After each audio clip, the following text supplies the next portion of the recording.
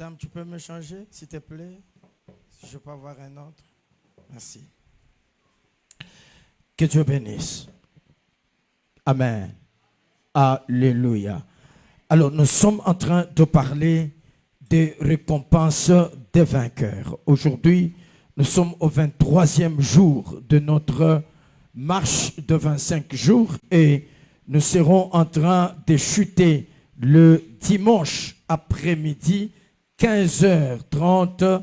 Nous serons en train de clôturer ces assises. Mais demain, nous avons une grande soirée où nous serons en train de célébrer la Sainte Seine ou la table du Seigneur. Tu n'as pas droit de rater cela. Que Dieu te fasse grâce afin que tu puisses y participer. Alors, c'est la première Sainte Seine de l'année. Alors, venez en famille participer à cela et que Dieu puisse parfumer votre année. Nous parlons, comme je le disais, des récompenses des vainqueurs. Mais je crois que je commençais à expliquer qui est le vainqueur et nous l'avons trouvé en 1 Jean chapitre 5, le verset 4 au verset 5e, où la Bible dit que tout ce qui est né de Dieu triomphe du monde. Et c'est ça que nous avons lu et nous avons expliqué le monde en question qui est composé de trois choses: la convoitise des chairs, la convoitise des yeux, ainsi que l'orgueil de la vie. Et ayant expliqué ça, on a compris que celui qui a la supériorité sur ces choses, il a vaincu le monde ou il a triomphé le monde.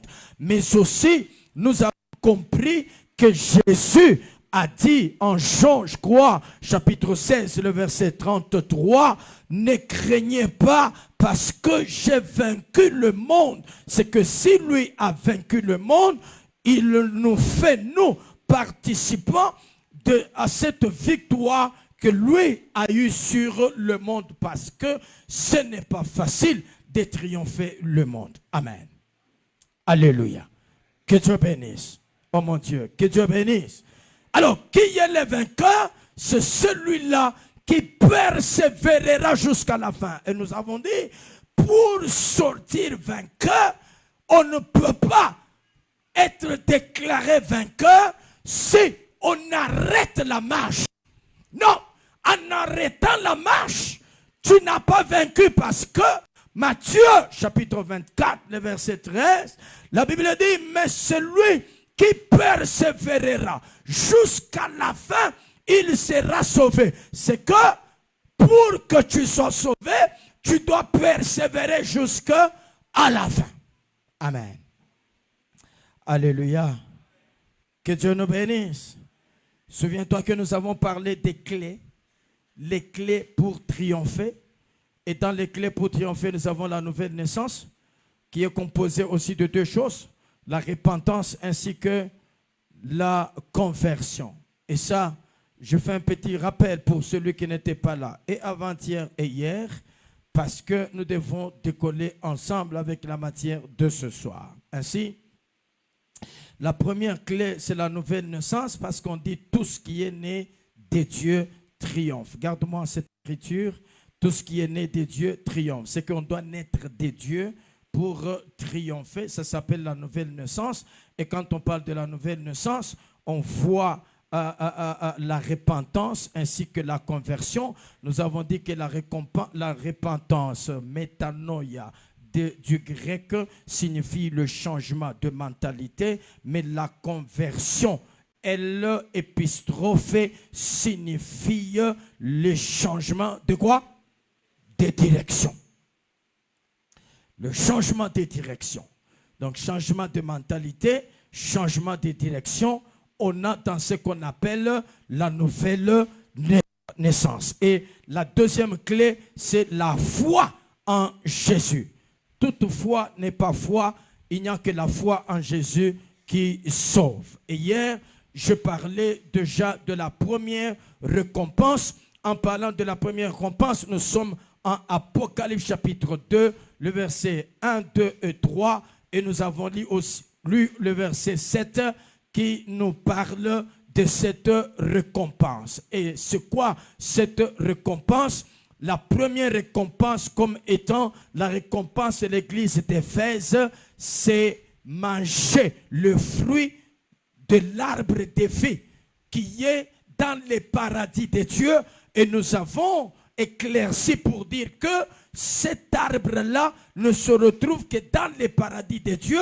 Il n'est pas trouvé ailleurs. Donc pour l'avoir, il faut retourner au paradis. Et nous avons considéré le paradis comme étant l'éternité où l'homme était, parce que l'homme était en éternité avec Dieu. C'est ça le jardin dans lequel il était, et il a été chassé après avoir péché. Et maintenant, quand Jésus va à la croix, il permet à ce que cet homme puisse retourner au jardin ou au paradis, ce qui est le retour à l'éternité. Que Dieu bénisse. Alors, tiens-toi debout, nous lisons l'écriture pour la deuxième récompense. Nous sommes en Apocalypse chapitre 2. Cette fois-là, prenons le verset 8. Apocalypse chapitre 2, le verset 8 au verset 11. La Bible dit, écrit à l'ange de l'église de Smyrne, voici ce que dit le premier et le dernier, celui qui était mort et qui est revenu à la vie. Je connais ta tribulation. C'est ça ce qu'il dit. Je connais ta tribulation et ta pauvreté, bien que tu sois riche, et les calomnies de la part de ceux qui se disent juifs et qui ne le sont pas, mais qui sont une synagogue de Satan. Ne crains pas de ce que tu vas souffrir. Voici, le diable jettera quelques-uns de vous en prison afin que vous soyez éprouvés et vous aurez une tribulation de 10 jours. Sois fidèle. Jusque quand? Jusque quand? Sois fidèle jusqu'à la mort, et puis je ferai quoi? Je te donnerai la couronne de vie. Que celui qui a tes oreilles fasse quoi? Entende ce que l'Esprit dit. Oh, allons-y. Celui qui vaincra n'aura pas à souffrir la seconde mort. Tu acclames les Écritures et puis nous parlons. Que Dieu nous bénisse. Que Dieu nous bénisse. Alors regarde, hier je parlais sur la première récompense. Et cette première récompense, je parlais de cet arbre de vie. Mais j'ai dit qu'il y a des types de récompenses. En parlant des types de récompenses, j'ai vu la réponse de Jésus à Pierre quand il lui pose la question, mais nous avons tout abandonné. Qu'est-ce que nous aurons? Il dit, vous aurez deux choses. Ces deux choses-là, la première, vous aurez quoi? Les centuples. Et la deuxième, vous aurez la vie éternelle. C'est que dans les types de récompenses, nous avons deux types de récompenses. Nous avons les centuples et nous avons la vie éternelle. Alors, les centuples, entre parenthèses, tu peux mettre les couronnements. Le couronnement ou la couronne de vie. Le couronnement ou la couronne de vie. C'est que ça fait partie des matériels que nous pouvons avoir aujourd'hui. Quand Dieu te bénit, il te donne certaines choses. Ce sont des matériels qu'il met à ta disposition. Cela peut être une sorte de récompense que Dieu te donne. Alors, je voudrais que tu saches que il y a deux temps pour vivre ces récompenses. Il y a ce qu'on appelle le siècle présent et il y a le siècle à venir. Ça fait deux temps. C'est que les récompenses sont vécues en deux temps. Il y a le siècle présent, qui est le temps présent, le temps actuel, le temps où tu es dans ta vie, dans la chair, et le siècle à venir, qui est au moment de l'enlèvement. Au moment de l'enlèvement. Écoutez, les gens seront rétribués ou récompensés, soit aujourd'hui, mais aussi au moment de l'enlèvement. C'est là que je dis, il ne faut pas confondre. Il ne faut pas confondre. Prenons une écriture. 1 Corinthiens. Chapitre 9, le verset 25. 1 Corinthiens chapitre 9, le verset 25.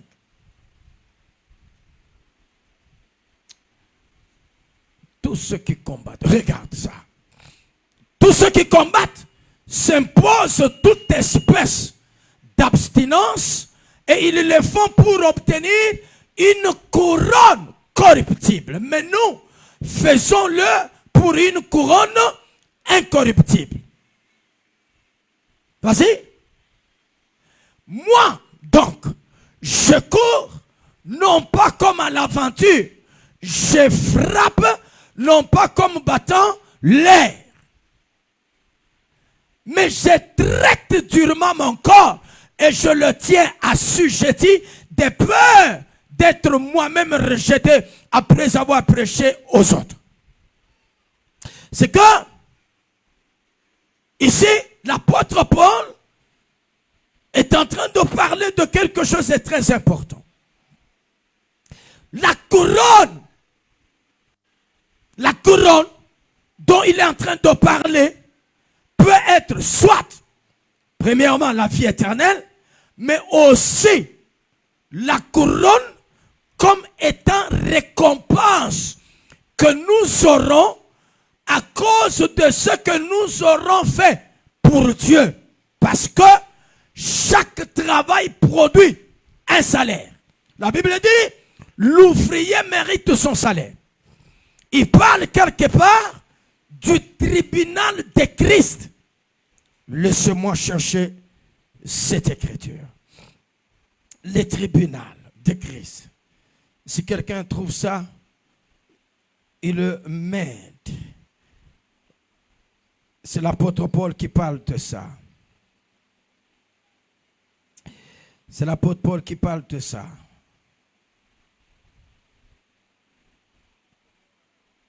Comment? Romains 14. Mais prenons d'abord 2 Corinthiens chapitre 5, le verset 10. 2 Corinthiens chapitre 5, le verset 10. Qu'est-ce que la Bible dit? Car il nous faut tous comparaître devant le tribunal de Christ afin que chacun reçoive selon les biens ou les mal qu'il aura fait étant dans quoi? Dans son corps. Hein? C'est que quand tu es dans ce corps, la manière dont tu gères la vie que Dieu te donne dans ce corps fera qu'un jour tu comparaisses devant un tribunal qu'on appelle le tribunal de Christ. Et attention, le tribunal de Christ et le jugement dernier, c'est différent. Quand on parle du tribunal de Christ, c'est pour donner les récompenses aux saints. Mais quand on parle du jugement dernier, c'est pour condamner les fils de la perdition. C'est que le tribunal de Christ, c'est pour ceux-là qui ont été saints. Et le jugement dernier, c'est pour ceux-là qui doivent être condamnés. Ça, tu dois maîtriser. Que Dieu bénisse. Oh, que Dieu bénisse. Mais la Bible nous enseigne aussi que, en termes de récompense, je le disais hier, quand il s'agit de la vie éternelle, tous nous aurons la vie éternelle de la même manière, sans rang social, ça veut dire tu as été chrétien, tu as persévéré jusqu'à la fin, tu as la vie éternelle. Tu as la vie éternelle. Quelle que soit ta taille, quel que soit le temps pendant lequel tu as accepté Jésus ou tu as été attaché à lui, ça peut être un jour, ça peut être 2 ans, ça peut être 10 ans. Dieu ne dira pas, parce que toi tu as plus d'années dans le Seigneur que l'autre, alors tu auras plus de la vie éternelle que les autres. Non, la vie éternelle c'est indénié que tous nous recevons. Que Dieu bénisse. Et lorsqu'on parle maintenant de la deuxième récompense, comme le couronnement, là ça dépend de ta manière de servir. Ça dépend de ta manière de travailler pour Dieu. Ta manière de travailler, c'est ça qui déterminera ta récompense que tu auras. C'est que celui qui travaille beaucoup, il sera plus couronné. Et sache que même dans cette vie, nous ne sommes jamais bénis de la même manière. Jamais. Jamais. Il y aura la différence. Jésus a pris un pain. Et puis, il a rompu le pain et il l'a distribué à ses disciples. C'est ça? C'est ça, non? Il a rompu le pain en combien de morceaux? Hein? Combien de morceaux? Oh mon Dieu. Combien? 12 morceaux. C'est ça? Ok. Il a rompu le pain en 12 morceaux. Je vous pose la question. Vous pensez que chaque morceau avait la même grandeur? Non. C'est que il y en a qui ont reçu un petit morceau, il y en a qui ont reçu un morceau plus grand que les autres. C'est comme ça. C'est comme ça. Jacob, en Genèse 49, c'est le thème qui nous a pris toute l'année 2025. Il appelle ses enfants. Il commence à bénir chaque enfant. Écoutez, chaque enfant n'a pas eu la même bénédiction que les autres. Il y a eu la différence dans les bénédictions. C'est ce qui se fera au couronnement. C'est ce qui se fera lorsque Christ récompense, que ce soit aujourd'hui, que ce soit à son retour. Il y aura cette différenciation. Et c'est que il y a des gens qui recevront plus que les autres, tenant compte de leur manière de servir Dieu. C'est pourquoi, quand il faut servir, toi tu es fatigué. Quand il faut servir, toi tu es malade. Mais remets-moi l'écriture de 1 Corinthiens chapitre 9, le verset 25. Un peu rapidement s'il te plaît. Regarde ce que lui dit là-bas.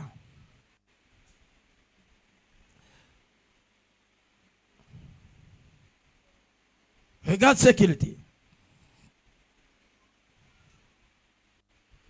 Tous ceux qui combattent s'imposent toute espèce d'abstinence. Ils le font pour obtenir une couronne. Ça signifie que toute le foi que nous sommes en train de servir, nous le faisons pour une couronne. Nous le faisons pour une couronne. Le verset 26. Moi donc je cours, non pas comme à l'aventure. Il y a des gens qui sont en train de s'aventurer dans l'œuvre de Dieu. Oh, je suis dans le département de nettoyage. Au culte des ouvriers, tu ne les verras pas. C'est que sa relation avec Dieu, c'est que c'est quelqu'un qui ne la prend pas au sérieux. Les choses de Dieu ici, dans le corps que tu as, écoute, si tu considères plus les caprices de ton corps aujourd'hui, tu dois t'occuper de ta chair, tu dois t'occuper de ton corps, tu dois chercher pour ton corps. Au lieu de l'église, je dois me donner à ceci, cela, c'est bien. Mais, je l'ai répété hier, je le répète encore, le corps que tu as ici, un jour il t'abandonnera. il t'abandonnera. Ce corps t'abandonnera. Et j'en parle ce soir dans la deuxième récompense. Il dit, je frappe, pas comme dans l'aventure. C'est que j'ai des objectifs. Est-ce qu'il y a quelqu'un en servant Dieu, il sait que je l'ai fait pour un objectif. En fait, je ne l'ai fait pas pour que les gens me voient. Je ne le fais pas pour qu'un homme m'apprécie. Je ne le fais pas pour qu'on m'acclame. On peut ne pas m'acclamer, mais il y a quelqu'un qui m'acclamera plus que les hommes. Les hommes peuvent ne pas m'acclamer, mais il y a celui qui voit comment je me donne à son œuvre, comment je m'attache à son œuvre, comment je suis en train de faire son œuvre. Je prends mon cœur, j'attache à l'œuvre de Dieu. Cette manière de faire le chose, c'est ce qui t'attirera une couronne plus grande que les autres. En termes de récompense, on a besoin de ton travail. C'est ton travail qui parlera. C'est le travail de chacun. Oh mon Dieu, je vois un verset qui me vient. Prends-moi 1 Corinthiens. Prends-moi 1 Corinthiens chapitre 10, le verset 15. Prends 15 et 10. 1 Corinthiens 15 et 10. 1 Corinthiens 15, 10.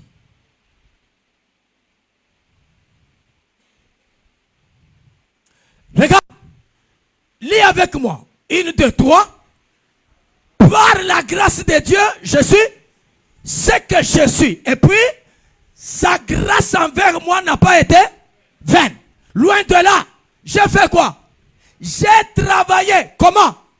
Plus que et tous. Ah. Mais pourquoi il fait cette déclaration? C'est l'apôtre Paul. Michel, pourquoi il fait cette déclaration?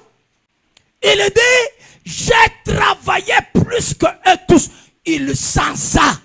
Est-ce que dans cette église, quelqu'un peut se dire, en termes de service, je sais que je travaille, je sais que je sers Dieu, je sais que je suis voué à l'œuvre du Seigneur, je sais que je suis dévoué plutôt à l'œuvre du Seigneur. Quelqu'un qui manifeste une certaine dévotion à l'œuvre de Dieu. Quelqu'un qu'on ne bouscule pas pour servir. Quelqu'un qu'on n'est pas en train de forcer pour faire les choses. Il fait les choses parce qu'il sait que ces choses, un jour, me donneront une récompense. Que Dieu bénisse. Que Dieu bénisse. Que Dieu bénisse. Regarde le voisin, dis-lui, tu joues avec Dieu dans ta manière de servir. L'apôtre Paul dit, moi j'ai travaillé plus que eux tous. Plus que eux tous. Non pas moi, toutefois, mais la grâce de Dieu qui est avec moi. Aujourd'hui, on peut te voir à la chorale. Après 3 mois, tu disparais. Tu reviens. C'est que toi, tu vois Dieu comme quelqu'un qui vient après toutes les priorités de ta vie. C'est comme ça que tu vois. Il y a des gens comme ça. C'est que Dieu, c'est celui qu'on peut traiter après avoir traité les priorités de la vie. Regarde, les priorités de la vie là, c'est parce que tu as encore le corps que tu as. Lorsque ce corps est enterré, tu auras besoin de Dieu. Tu auras besoin de Dieu. Que Dieu bénisse. Que Dieu bénisse. Alors, c'est quoi la deuxième récompense? Tu dois savoir en bref que la première récompense, quand on parle de l'arbre de vie, on parle de la vie éternelle. C'est ça la première récompense. C'est ça la première récompense. Et la deuxième récompense, on nous parle de quoi? Comment? Hein? Ah, on nous parle de la seconde mort, c'est ça. C'est ça la récompense. Mon Dieu, aidez-moi à comprendre. C'est quoi la deuxième récompense? Hein? Le couronnement. La vie éternelle.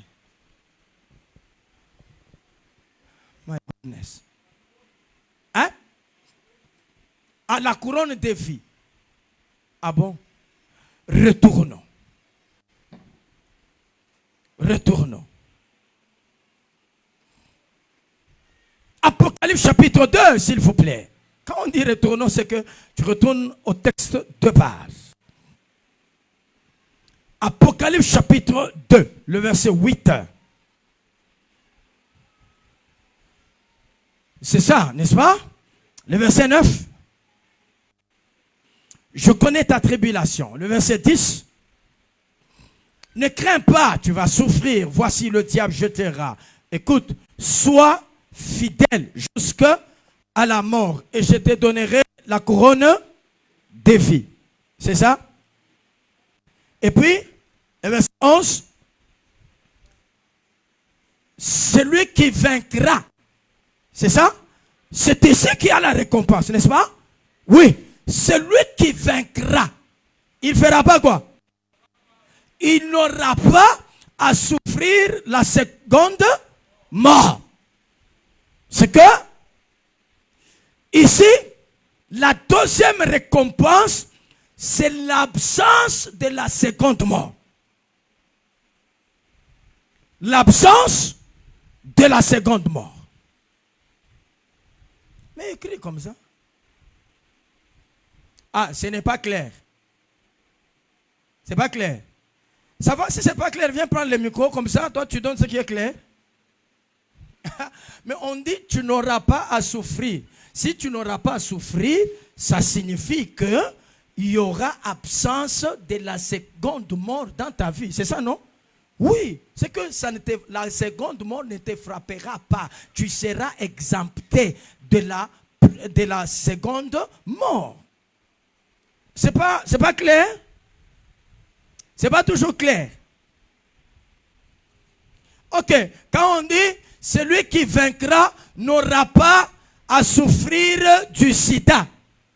Bon, tu veux qu'on dise quoi? C'est que celui qui vaincra est immunisé, il n'aura pas le sida dans sa vie. C'est ça, non? Ah oui, c'est qu'il n'aura pas ce qu'on appelle la seconde mort. Alors, en un mot, l'absence de la seconde mort. Mais attention, premièrement, on dit, tu vas souffrir. Remets le verset 8. Tu vas souffrir. Le verset 9. Je connais ta tribulation et ta pauvreté. Le verset 10. Ne crains pas, c'est que tu vas souffrir. Tu vas souffrir. Ici, on doit prendre ça comme étant l'alerte. Et je le disais, la vie chrétienne n'est pas seulement la bénédiction chaque jour. Non. La vie chrétienne, accepter Jésus ne signifie pas que tu ne pleureras pas. Non. C'est pourquoi il y a des gens, même quand ils se marient en disant Dieu m'avait révélé que c'est elle qui est ma femme ou c'est elle qui est mon mari. Selon ces gens-là, ils pensent que parce que Dieu t'a révélé que ton mari sera John, John ne te giflera jamais dans sa vie. John peut te gifler, il peut t'insulter, il peut te maltraiter un jour, mais Dieu avait dit que c'est John qui devait t'épouser. C'est comme ça. Ça ne signifie pas, oh, c'est pour cette raison, quand vous dites voilà la volonté de Dieu, il faut savoir vous-même, vous définissez la volonté de Dieu comme quoi? Comme quoi? Et surtout, cette histoire-là de mariage selon la volonté de Dieu, c'est compliqué. C'est compliqué parce que La femme que tu vas épouser là, c'est la femme de Dieu ou c'est ta femme? Hein? C'est ta femme. Ok. Mais maintenant, si c'est ta femme, qui va lui donner des bisous? C'est toi ou c'est Dieu? Hein? C'est qui? C'est l'homme, non? Ok. Maintenant, si Dieu te dit, tu vois cette dame-là mongole, épouse-la. C'est ça ma volonté. Tu vas accepter? Tu vas accepter ou tu ne vas pas accepter? Ah, tu ne vas pas accepter. Ah, c'est que dans ta tête, il y a déjà un profil de la femme que tu cherches. Maintenant, tu viens seulement jouer avec Dieu. Oh, je cherche ta volonté. Tu penses que la volonté de Dieu, c'est te donner ce que tu cherches. Ah, la volonté de Dieu, c'est te donner ce qui te convient, toi. Amen. Unatafutaka mwanamke mweupe. Joko paka baba napenda mapenzi yako et tout ça. Bon, est-ce mweushi utamubebaka? Jamais. Jamais. C'est pour cette raison, attention. Attention. Ah, ça ne veut pas dire que si Dieu avait dit que vous devriez vous marier, vous ne dormirez jamais affamés. Ah, ça peut être la volonté de Dieu, mais vous manquez le loyer. Ça peut avoir été la volonté de Dieu, mais les enfants échouent d'aller à l'école. Ça peut avoir été la volonté de Dieu, mais cet homme-là, c'est un soulard. Parce qu'il y a un temps où il changera. Que Dieu bénisse. Et la volonté de Dieu est difficile à comprendre. C'est pourquoi, toi, homme, tais-toi. Quand il faut, oui, s'il faut choisir, choisis. Choisis et puis dis à Dieu, j'ai choisi celle-ci. Ou musaidi eko, anisaidi muvi parce que ukilombe mapenzi ya Mungu, c'est compliqué. Que Dieu bénisse. Choisis, effectue un choix. D'ailleurs, vous savez que Dieu ne donne plus. Hein? Vous savez pourquoi? Adam lui avait dit, c'est la femme que tu m'as donné. Pour dire que si tu m'avais laissé choisir, je n'allais pas tomber dans ces erreurs. Mais c'est toi-même qui m'as emmené. Tu dois assumer avec moi tes erreurs parce que je ne la connaissais pas.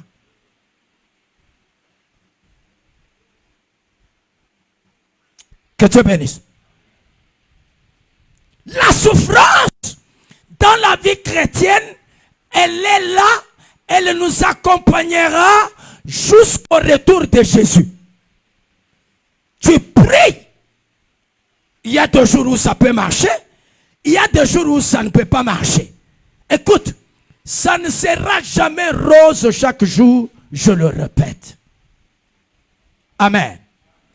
Si c'est ça l'évangile qu'on t'avait donné, change. Accepte Jésus. En tout cas, comme tu es célibataire, tu seras marié. Attention, tu peux accepter Jésus, mais tu restes célibataire jusqu'à ta mort. Mais tu as Jésus. Ah, ça vous complique, hein? Et puis ça vous énerve, hein?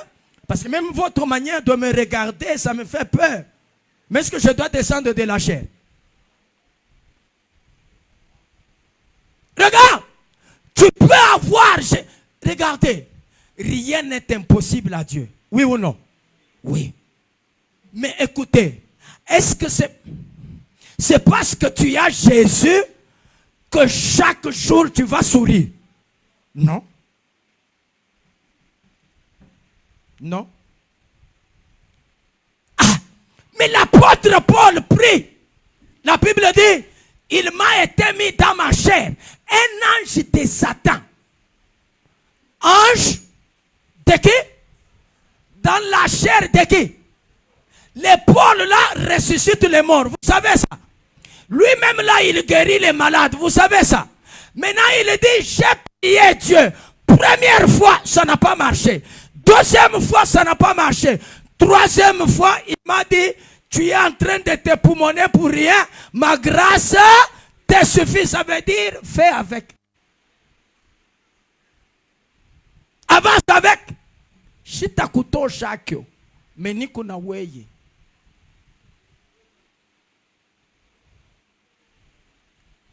Que Dieu bénisse.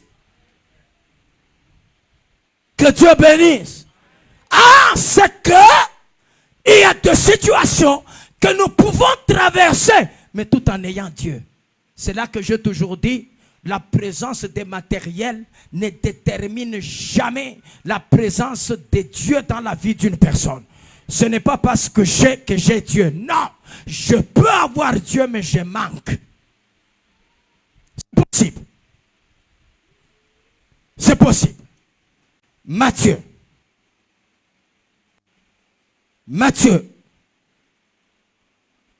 chapitre 16, le verset 24, un peu rapidement. Matthieu 16, 24. La Bible dit, vous allez souffrir. Vas-y. Alors Jésus dit à ses disciples, si quelqu'un veut venir après moi, qu'il fasse quoi? Qu'il fasse quoi? Qu'il renonce à lui-même. Et puis, qu'il se charge de quoi? De sa croix. Et qu'il fasse quoi? Ah, c'est que pour suivre Jésus, il faut prendre quoi? La croix. Alors, la croix signifie deux choses. Un, prédication. La croix signifie deux choses. Un, la prédication. Parce que la croix, c'est toute une prédication. 1 Corinthiens chapitre 1er, le verset 18. La prédication de la croix est une folie, n'est-ce pas? Donc la croix, c'est d'abord la prédication. Deux, la croix symbolise la souffrance. La croix symbolise la souffrance. En Luc chapitre 23, le verset 26, vous allez vous rendre compte que lorsque on a mené Jésus pour aller le crucifier, on a donné la croix à qui? Hein? À un Simon de Cyrène, c'est ça, non? Regardez, papa, on dit que ce Simon-là, comme il l'a mené, il prit un certain Simon de Cyrène. Il revenait d'où? Des champs. Et puis, donc on lui prend, on les prend plutôt, on lui met la croix sur les épaules. Et puis, il les transporte. Est-ce qu'il était dans cette affaire? Est-ce qu'il connaît ce qui s'est passé? Non. On l'a surpris. On l'a pris comme ça, les transports. Est-ce que c'était sa propre croix? C'était la croix de qui? De Jésus. Il a transporté la croix de Jésus. Alors qu'il revenait de champ. C'est que il a participé à la souffrance de Jésus. Bien-aimé, si Jésus a souffert, toi aussi tu souffriras. Oui. Oui. Si on l'a appelé Belzéboul, il y a un jour où on t'appellera aussi Belzéboul. Ah! Pendant que tu ne dis pas Amen. Hébreu, chapitre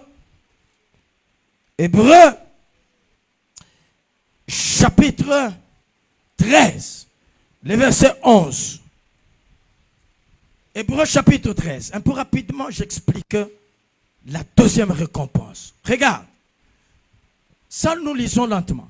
Les corps des animaux dont le sang est porté dans les sanctuaires par le souverain sacrificateur pour les péchés sont brûlés où? Hors du camp. Maintenant, regarde. 12. C'est pour cela que Jésus aussi, afin de sanctifier le peuple par son propre sang, il a souffert où? Hors de la porte. 13. Maintenant, faisons quoi? Sortons donc pour aller à lui. Où? Pour faire quoi? En portant quoi? Son opprobre. Ah, c'est que si Jésus a été humilié, toi aussi, il y a un jour où, à cause de Jésus, tu seras humilié. C'est ça, participer à l'opprobre. Écoutez, c'est pour cette raison, les baptêmes signifient quoi? Les baptêmes d'eau, ça signifie quoi? Ça veut dire mourir et ressusciter avec qui? Est-ce que mourir, on rigole? Non.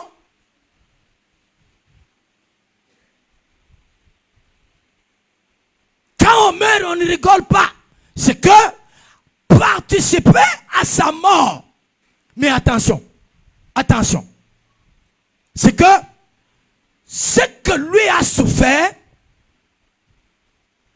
est supérieur à ce que nous pouvons souffrir aujourd'hui. C'est pour cette raison, en Deutéronome chapitre 25, les criminels devaient recevoir 40 coups. Quand quelqu'un est criminel, en Deutéronome 25, 1, 2 et 3, quand quelqu'un est criminel, il devait recevoir 40 coups. Combien de coups? 40 coups. 40 coups. Maintenant, regardez. Job 37 définit la pluie comme étant la verge qui frappe. C'est que la pluie, c'est comme un fouet qui frappe. Selon Job 37. Maintenant, regardez. L'âge de Noé a reçu la pluie combien de jours? 40 jours, c'est ça? Ça fait combien de coups? 40 coups. Vous comprenez? C'est que cet arche-là qui reçoit 40 coups, c'est ce criminel-là de Deutéronome 25 qui devait recevoir 40 coups. Parce qu'en réalité, Jésus n'était pas criminel, mais il a pris notre place. C'est ça? C'est nous qui étions criminels. Et nous étant criminels, on méritait 40 coups. Mais lui a accepté que les 40 coups le frappent. Et maintenant, l'apôtre Paul vient. Et il dit ceci. Attention. Moi ici, à cause de Christ, on m'a frappé combien? Hein? Combien? 40 coups, moi? Ça fait combien? Ça fait 39. Ça signifie qu'il n'a pas atteint la totalité des coups qu'on doit donner à un criminel. Pourquoi? Parce qu'il y a quelqu'un qui s'est déjà fait criminel et qui a accepté le nombre de coups que le vrai criminel devait avoir. Il l'a libéré. Ça signifie que ta souffrance ne sera jamais au même degré que la souffrance de la croix. Que Dieu bénisse.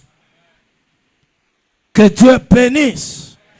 Acclame Jésus, j'explique la récompense. Maintenant, écoute. On dit ceci. Celui qui vaincra, c'est ça la deuxième récompense. Celui qui vaincra n'aura pas à souffrir la seconde mort. Alors, écrit. Il y a 3 sortes de morts. J'explique maintenant ça. Il y a 3 sortes de morts. 3 sortes de morts. 1. La mort spirituelle. 2. La mort physique. Et 3. La mort éternelle, entre parenthèses, la seconde mort. Il y a 3 sortes de morts. La mort éternelle, et spirituelle plutôt, la mort spirituelle. Première mort, deuxième mort, la mort physique, et la troisième mort, la mort éternelle, ou la mort, la seconde mort. Maintenant, tu écris 1. La mort Comment? Spirituelle. C'est quoi la mort spirituelle? J'espère que tout le monde a compris, n'est-ce pas? Combien de sortes de morts? Oh, réponds-moi s'il te plaît. Combien de sortes de morts?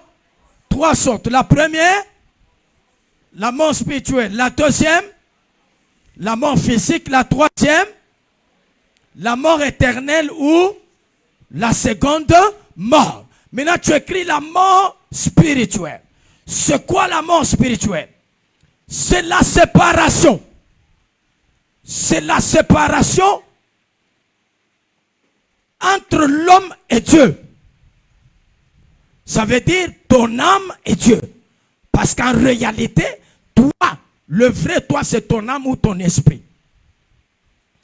La séparation de l'âme avec Dieu, ça s'appelle la mort spirituelle. Et cette mort-là intervient quand l'homme est dans les péchés. C'est que les péchés dans la vie de l'homme amènent la séparation. Et l'homme on peut être physiquement vivant, mais spirituellement mort. Ephésiens chapitre 2, le verset 1er. Ephésiens chapitre 2, le verset 1er. Regarde. Vous étiez comment? Allons-y. Vous étiez mort par quoi? Par vos offenses et par vos péchés. Le verset 2. Dans lesquels vous marchiez autrefois, n'est-ce pas? C'est que avant de venir à Jésus, avant d'accepter Jésus, nous étions morts. Nous étions morts. La mort qui a frappé Adam, c'est que quand Adam a péché, automatiquement, il y a eu la séparation. Parce que la mort est venue, la mort a frappé Adam. Mais, physiquement, nous voyons Adam dans les jardins, n'est-ce pas? Nous voyons que Dieu chasse Adam du jardin. Nous voyons que Adam a vécu 930 ans. Tous les temps qu'il vivait, il vivait physiquement, mais spirituellement, il était déjà mort parce que son âme était séparée de Dieu. C'est clair? Merci. Merci. Merci. La deuxième mort, c'est quelle mort? La mort physique. Tu écris mort physique. Mort physique. Maintenant, la mort physique, c'est la séparation entre l'homme et son corps. Ça veut dire, ton âme se sépare de ton corps. Ton esprit se sépare. Quand il y a la séparation, c'est pour cette raison, c'est ici qu'il faut faire attention. Parce que il y a un jour où ton corps va cesser de vivre. Où ton corps n'aura plus la vie. C'est-à-dire, ton esprit ou ton âme va se séparer de ton corps. C'est pour cette raison, vous allez voir que 1 Pierre chapitre 3, le verset 18, 1 Pierre chapitre 3, le verset 18, on nous dit quand Jésus est mort à la croix, il est mort quant à la chair. Attention, c'est que lui-même a dit, entre tes mains, je remets mon esprit. C'est que l'esprit ne meurt pas. Parce que l'esprit, c'est ça qu'on va ressusciter pour te juger. Ou pour te récompenser. L'esprit ne meurt pas. La Bible dit Christ aussi a souffert une fois pour les péchés, lui, juste, pour des injustes, afin de nous amener à Dieu, ayant été mis à mort. Quant à quoi? Quant à la chair, mais ayant été rendu vivant, quant à quoi? Quant à l'esprit. Attention, c'est que ce qui est mort à la croix, c'était la chair. C'était le corps Mais en réalité, Christ comme esprit était rentré au ciel. C'est ça la séparation. Quand ton esprit quitte ton corps, c'est pour cette raison. Vous entendez dans les informations, nous avons trouvé 2 corps sans vie, n'est-ce pas? Voilà, on a ramassé 2 corps sans vie. Ça veut dire que quand on parle d'un corps sans vie, c'est que l'esprit a fait quoi? A quitté, le corps est resté sans vie, ça ne peut pas bouger, ça ne peut pas marcher. C'est pourquoi, on peut pleurer, Donc, quand on pleure, vous vous dites, bon voilà, il faut prendre ça, allez mettre où? À la morgue. Vous mettez à la morgue parce que ça n'a plus d'importance, bien-aimé. Tu dois comprendre. Ça là, ça n'aura plus d'importance. C'est pourquoi, respecte Dieu. C'est pourquoi aime Dieu. C'est pourquoi la Bible dit, affectionnez-vous aux choses d'en haut et non pas à celles d'en bas. Miye, maisha, miye, il faut pas que batoto yangu, il faut nabo bakuye, miye uyu, il faut pas que na miye ni voile. Mais oui, c'est bien, c'est sur la terre. Mais n'oublions pas l'essentiel. Que ce que nous vivons sur la terre ne puisse pas nous distraire au point d'oublier l'essentiel. L'essentiel de la vie sur la terre. Si tu as le corps que tu as, c'est pour que tu aies le corps incorruptible que Dieu te garde au ciel. Que Dieu bénisse. Que Dieu bénisse. C'est la 40e mort? La 2e. 3e mort. 3e mort.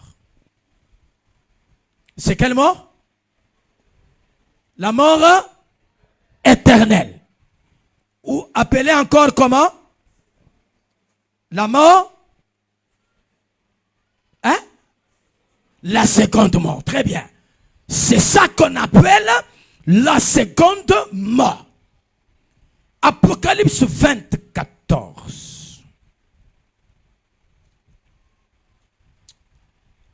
Apocalypse chapitre 20, le verset 14.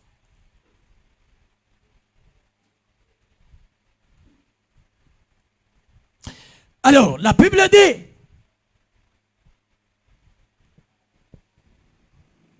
le verset 13, la mer rendit les morts qui étaient en elle. La mort et le séjour des morts rendirent les morts qui étaient en eux.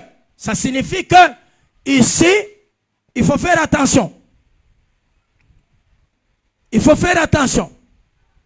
C'est là que je t'ai dit que même si tu as tué quelqu'un et que tu t'es donné aussi la mort pour fuir les problèmes, il y aura un jour où on va te ressusciter, un jour où Sambe il est membre.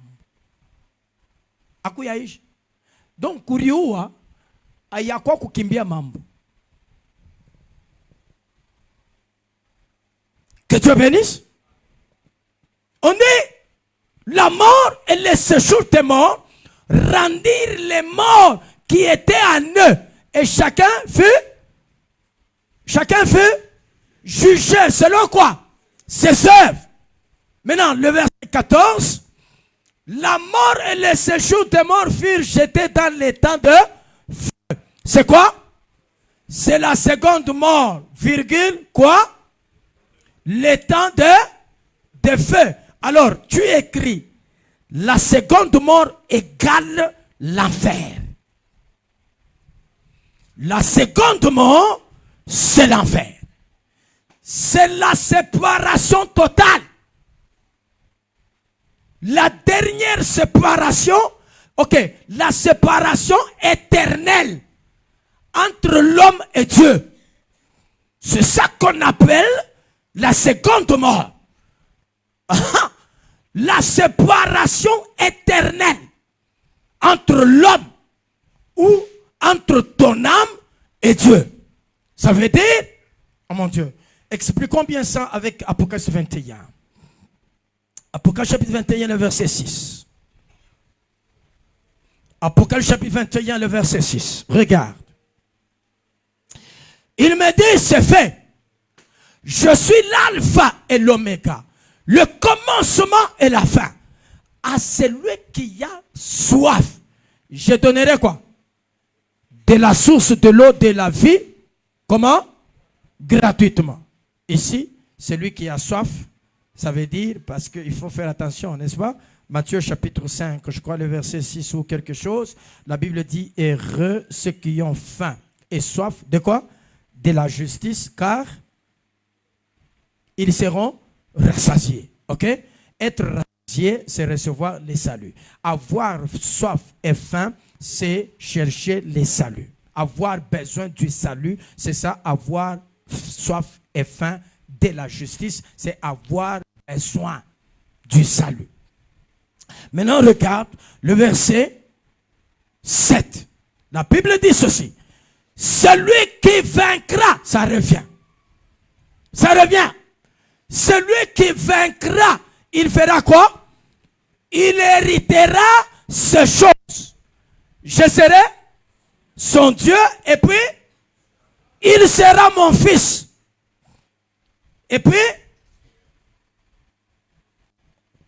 mais pour les lâches, et puis les incrédules, et puis les abominables, les meurtriers, les impudiques, les enchanteurs, les idolâtres et tous les menteurs, leur part sera où? Dans les temps ardents de feu et de soufre. Ce qui est quoi? La seconde mort. Hein? C'est que la seconde mort, c'est le feu. La seconde mort, c'est l'enfer.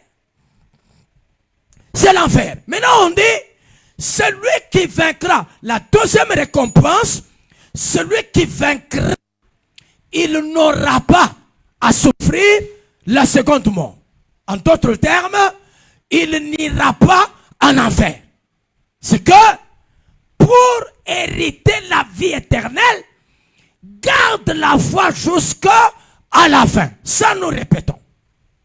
Et nous retournons à Matthieu 24, 13. Matthieu 24, 13. Ça tu retiens. La Bible dit, celui qui persévérera jusqu'à la fin, il sera comment? Sauvé. C'est que je n'abandonne pas la course parce qu'aujourd'hui ça me complique. Non. Bien-aimé dans le Seigneur, les choses de Dieu. J'aime quelqu'un qui me dit souvent, il est là dehors, il me dit souvent, pasteur, on ne joue pas avec son âme. Bien-aimé, ne joue pas avec ton âme. Oui, ne joue pas avec ton âme. Ne pense pas que les choses de l'âme se résument dans les manger, boire, s'habiller, travailler. Non. Ça, c'est ton corps qui a besoin de ça. C'est ton corps qui a besoin de ça. Souvenez-vous que la Bible dit dans la parabole des livrets, les semeurs avaient semé quoi? Les blés. Mais quand il revient le matin, il trouve quoi? Il trouve l'ivraie. Et puis il dit non, non, attention. C'est l'ennemi qui a fait ça. Il dit ah, ok. Qu'on fasse quoi? Qu'on coupe. On dit quoi? Ne coupez pas. Faites quoi? Laissez les deux croître ensemble. Oh mon Dieu. Alors, on va les séparer quand? À la moisson.